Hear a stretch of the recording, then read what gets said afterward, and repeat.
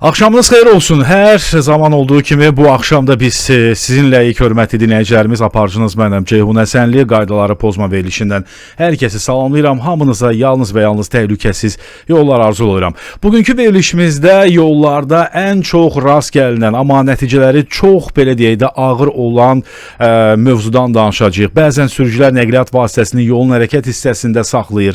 Bəlkə cəmi bir dəqiqəlik dayanma, həqiqətən də bəlkə də tez qayıdacam bəlkə də düşüncəsi, amma bu kiçik görünən davranış həqiqətən də sürücülərin hərəkətini çətinləşdirir, həm də qəza riskini kəskin dərəcədə doğrudan da artırır. Unutmayaq ki, yol bağışlamayan bir məkandır. Bəzən etdiyimiz ən kiçik səhv belə həyati nəticələr doğura bilər. Bugün sizinlə məhz bu mövzu ətrafında müzakirə aparacağıq.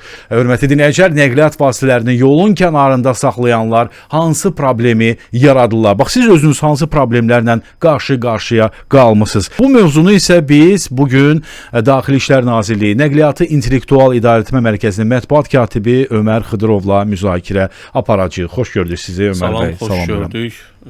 Hər zaman olduğu kimi dinləyicilərimizi də salamlayırıq. Onlara rahat, təhlükəsiz yol arzuluyuruq. Sağ-salamat evlərinə, hər hansısa bir gedəcəyi ünvana çatmalarını arzuluyoruz. Amin. Biz də təbii ki arzuluyuq bunları. Ömər bəy, bilirik ki, Nəqliyyatı İntellektual İdarəetmə Mərkəzi hər zaman müşahidələr aparır, sosiallaşdırır baş verən hadisələri. Elə siz özünüz də Facebook və digər sosial şəbəkələrdə paylaşımlar eləyirsiniz. Diqqətə çatdırırsınız ki, yollarda ehtiyatlı olmaq lazımdır, diqqətli olmaq lazımdır. Və istərdim ki, birinci elə sizdən soruşam. Dəfələrlə sosial şəbəkədə paylaşımlarda da bunu bildirmişsiniz, amma istərdim ki, radiomuz vasitəsilə də bu məsələlərə yenidən toxunaq. Yollarda elə səhvlər var ki, yol bu səhvləri heç zaman bağışlamır. Ümumiyyətlə, onlar hansı səhvlərdir? Yəni, edilən, elə piyadalar tərəfindən də, sürücülər tərəfindən də edilən səhvlər. Elə mən yaxşı olardı ki, bu sualı təbii ki, cavab verəcəm. Buyurun. İndi əhatəli şəkildə deyəcəm, amma elə sürücülərimizin özləri də bizə yaza bilərlər, səs göndərə bilərlər ki, onlar daha çox yollarda olan onlardır və onlar da deməli görə bilərlər də konkret ki, hansı səhv yollar onları, yəni o bağışlamır, bəli.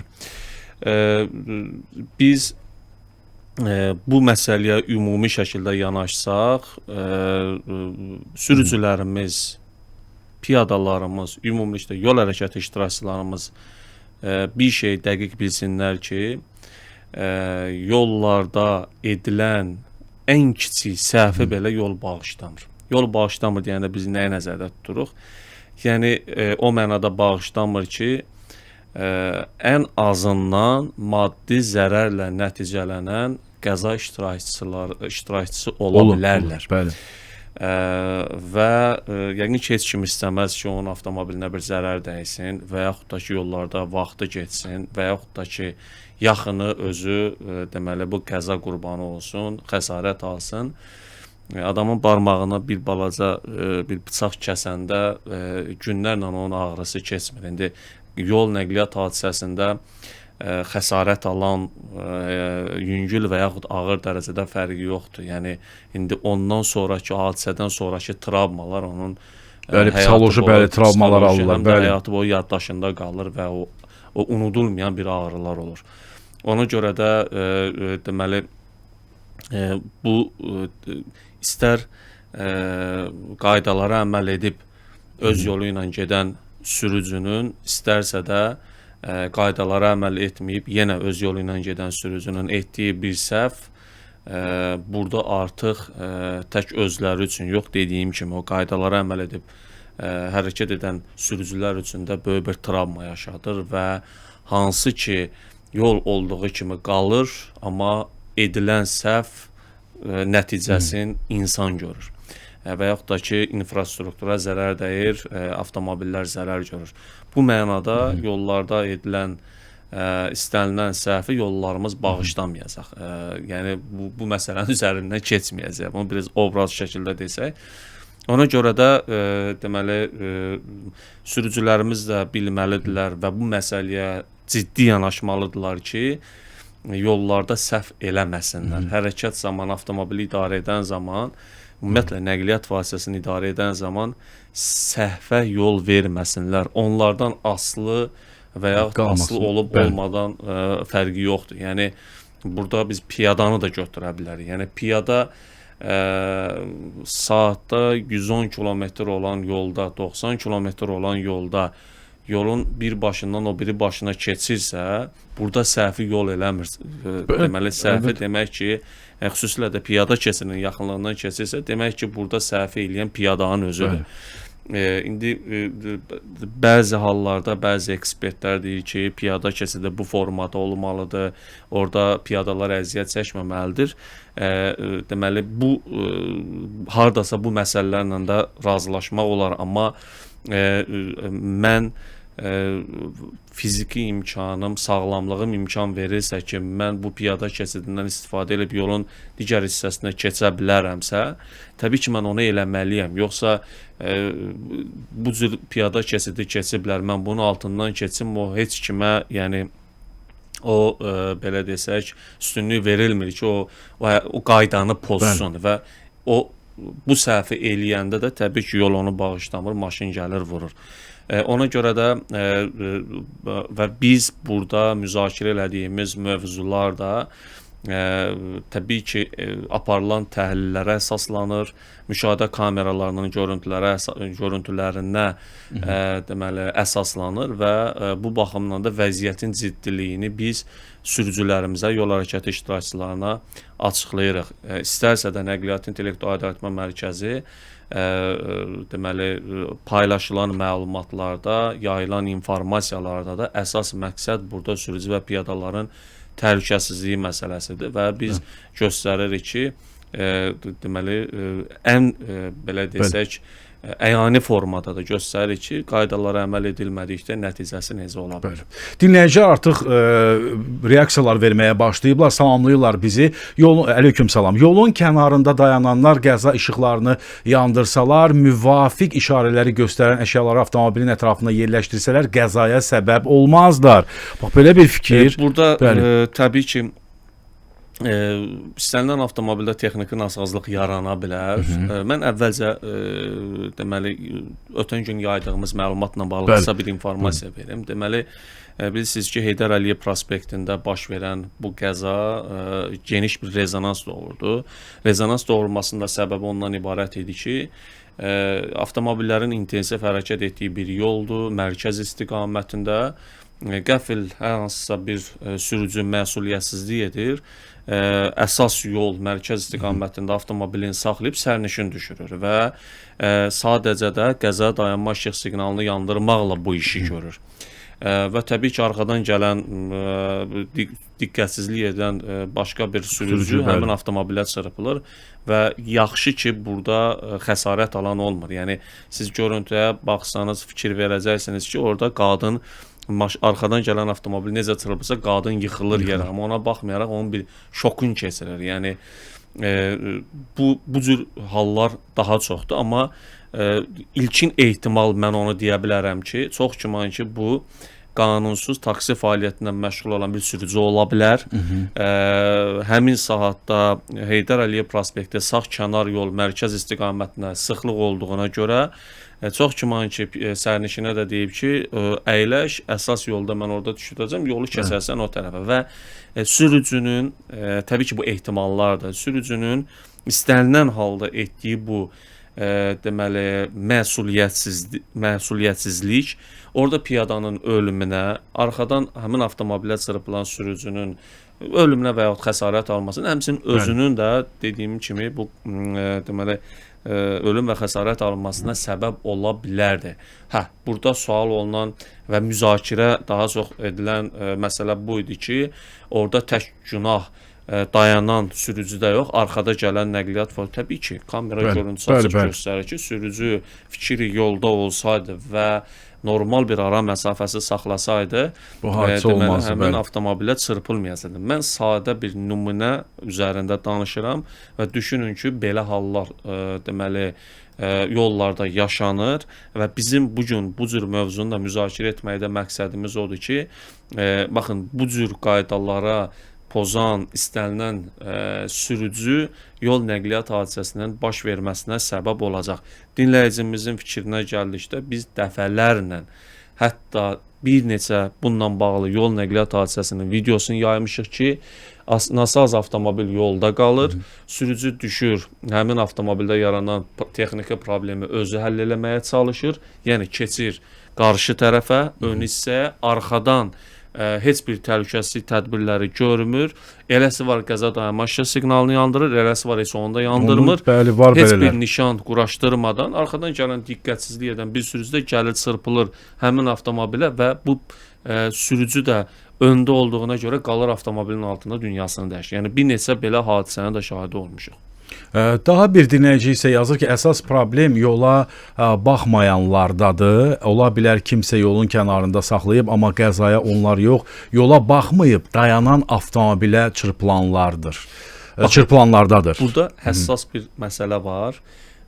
Biz kamera ilə baxırıq ki, avtomobildə texniki nasazlıq yarandı, avtomobil dayandı, içindən sürücü və bir sərnişin düşür. Bunlar 2 nəfər oldu.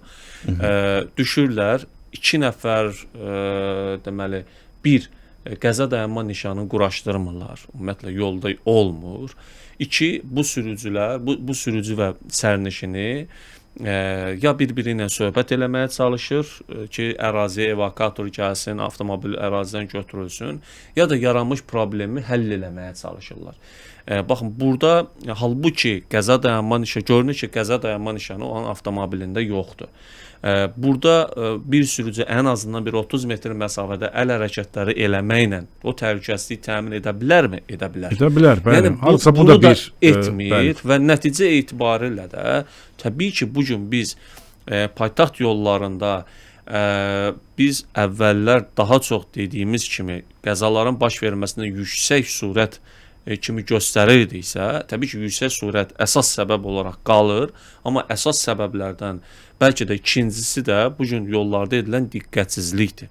Və heç bir sürücü də arxayın olmasın ki, məsələn, Ziya Bünyadov prospektindən hər iki istiqamət üzrə, Babək prospektindən hər iki istiqamət üzrə, Heydər Əliyev prospekti, Aeroport şosesi, yəni bütün yollarda hərəkət edən bütün sürücülər daim diqqətləri yolda olacaq. Buna heç kim arxayın olmasın. Buna görə də öz təhlükəsizliyimizi özümüz təmin etməliyik.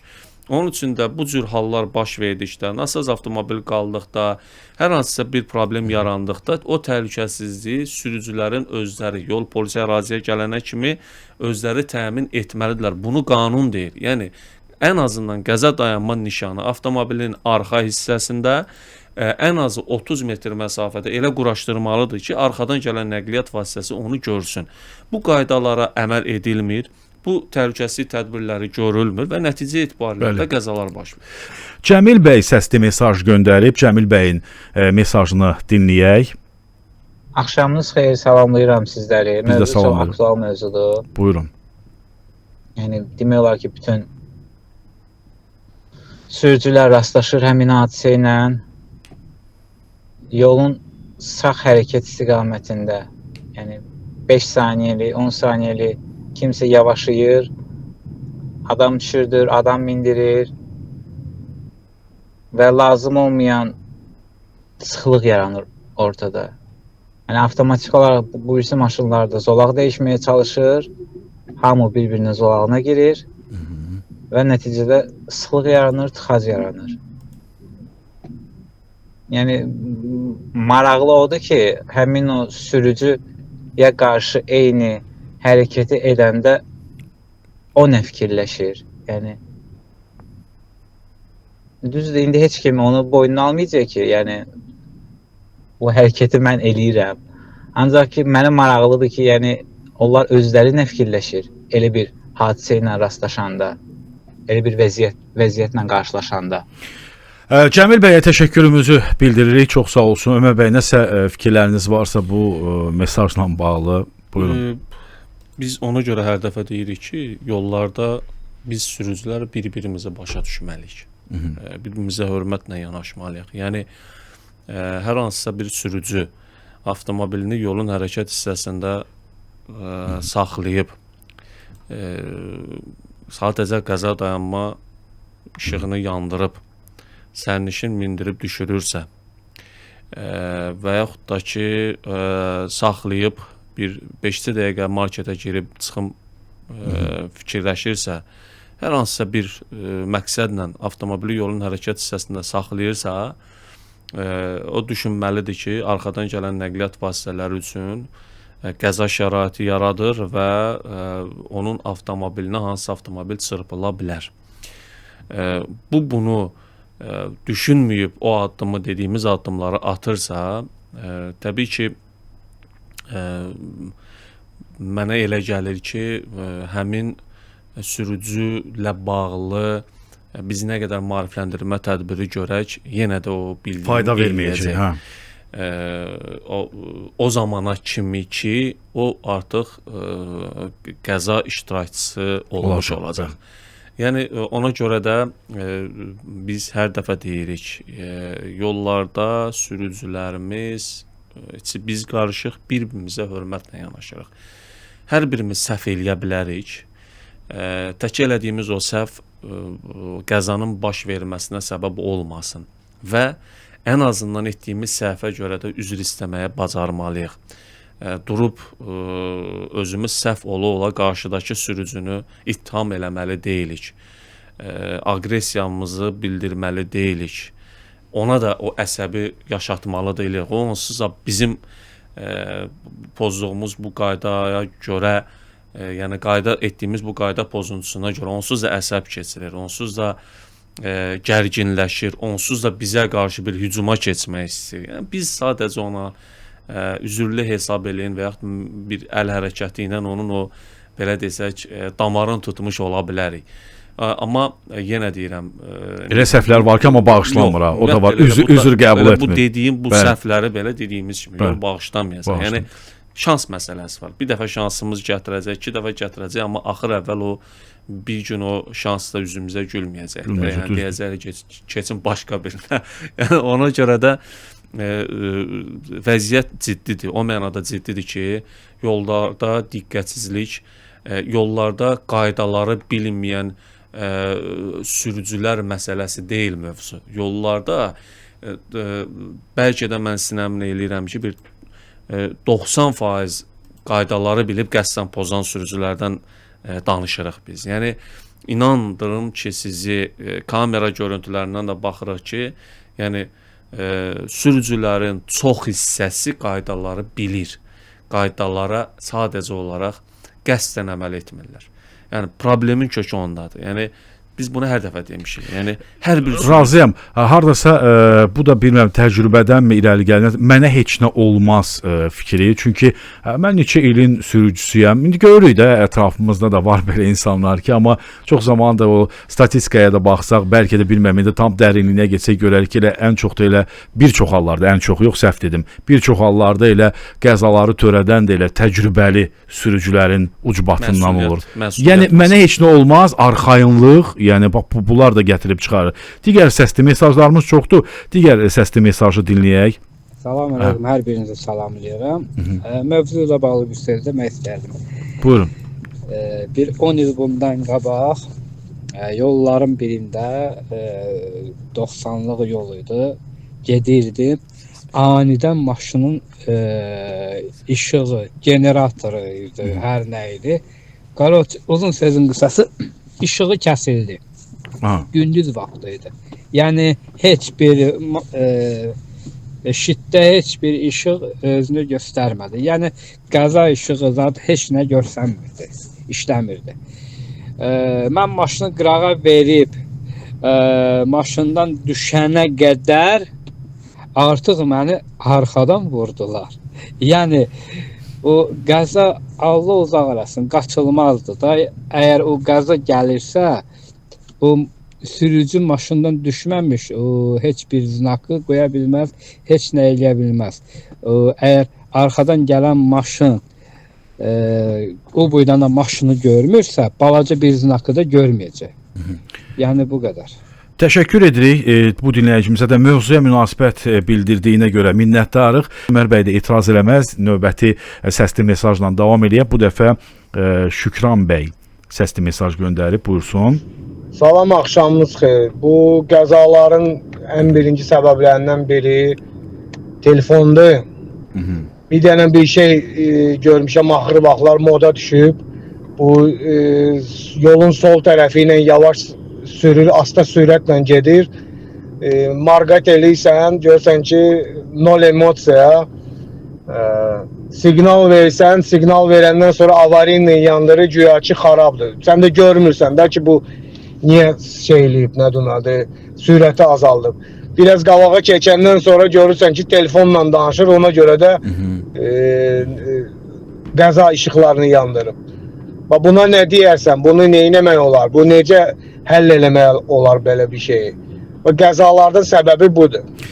Sağ olun. Sağ olun, siz də sağ olun Şükran bəy. Bu sürücü hiyləgərliyi deyirlər də. Yəni bu Yəqin ki, dinləyicimiz sağ yol boş olduğu halda və yaxud dolu olduğu halda sol yolla, zolaqla daha doğrusu getmək istəyib. Nəyə görə deyirəm? Çünki bu gün yollardakı vəziyyəti siz də müşahidə etsəniz, görəcəksiniz ki, sürücülərin əksər hissəsi, baxmayaraq ki, sağ zolaq boşdur, daha tez getmək məqsədi ilə sol zolağa keçirlər və qarşıdakı nəqliyyat vasitəsindən tez-tez işıqları yandırıb söndürməklə xəbərdarlıq edirlər ki, mənə yol ver, mən keçim. Biz bunu keçən dəfə də müzakirə elədik ki, belə etmək olmaz. Çünki bəzi hallarda sürücülərin bu cür tələskənliyi, yəni yalnız sol zolaqda mən hərəkət edim o düşüncəsinə yanaşması da qəzaların baş verməsinə səbəb olur. Dinləyicilərimiz sual verə bilər, necə? Belə baş verə bilər ki, və baş verir ki, biz hansı ki, kamera görüntüləri də yaymışıq.